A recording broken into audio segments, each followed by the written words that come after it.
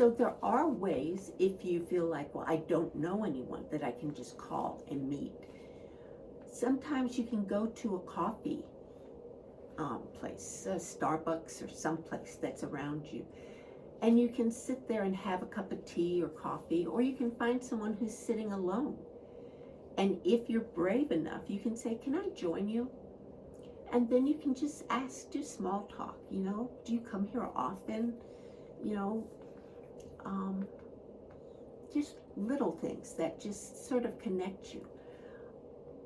And then the other thing is that you can also, if they say, no, I'm reading or whatever, then go and find a seat. And if someone is looking around for a seat, offer them the seat across from you.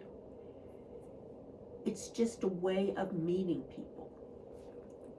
I saw on YouTube how a woman who, I don't know, she got the wardrobe of her mother from the 50s.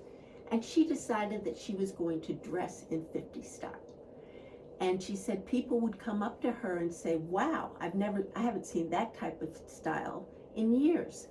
And it started a relationship. It started a conversation.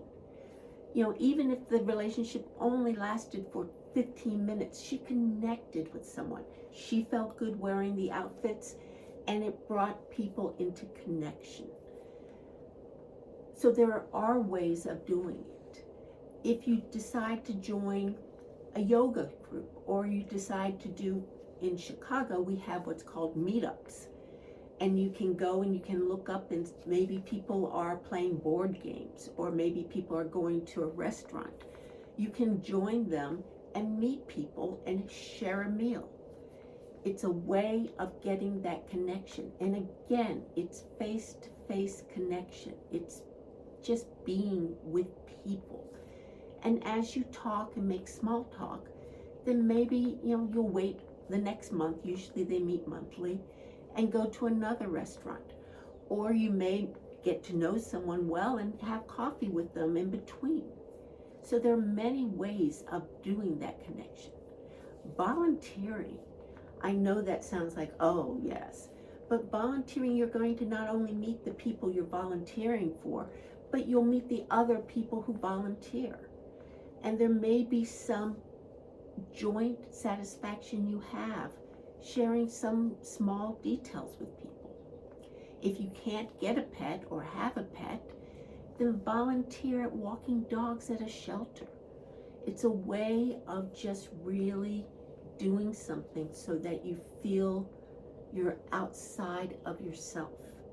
And if you are able to walk a dog or a cat, play with cats, feel their fur, feel the life force in them.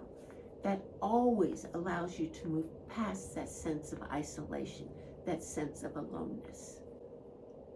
As I said, loneliness, you didn't become lonely overnight. And breaking patterns and exploring the world is going to take time. So you might plan, something to do every day, some little thing. I'm a big believer in feeling gratitude. One way you can feel gratitude is you might write a letter to someone you know who did something you thought was just really nice, and you just thank them. You might mail it to them. Think of how surprised or how grateful they'll feel. They see a letter from you saying, when you met me for lunch, I really appreciated that. And I hope you're feeling good today, and thank you. Or you might just decide that you're going to go to a museum and you're looking at pictures and you're going, oh, wow, that artist is great. And you just say, I am so glad that this is in my world, that I can do this. If you take the bus somewhere, you might sit next to someone and just sort of compliment, you look really good in that shirt. That's beautiful.